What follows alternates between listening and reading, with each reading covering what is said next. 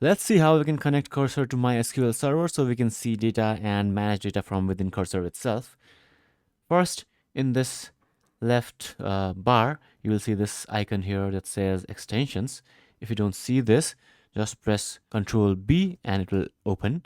And now click on this extensions. Here, search for MySQL and you'll see a lot of options here. Just click on this first one from this CVJAN or whatever however you pronounce this, and just click on install. Click on Trust Publisher and install.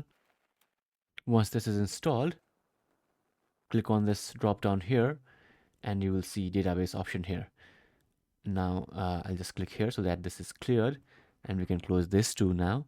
So click here now and click on database. And now if this is the first time you've installed this extension or you have not connected to any database previously, you will see this create connection option here. Click on this and now give a name to your connection. I'll just say local DB, and here you just need to enter your host name, your port, your root, and your password. These things are same in my case.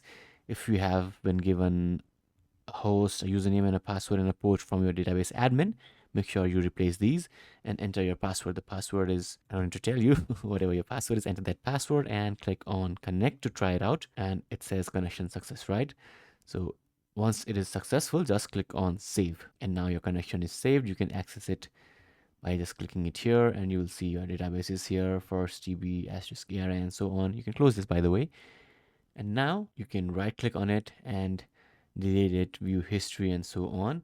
And just click on this arrow next to the database to see what is in the database. You will see tables here. We have two tables here called events and calls. You can click on this to see the data and you can click the arrow next to it and it will show you all the columns. Now you can manage it, add, delete, and do all that good stuff from within Cursor. So this is how you can connect to a MySQL database from within Cursor. If you have any questions, let me know in the comments below.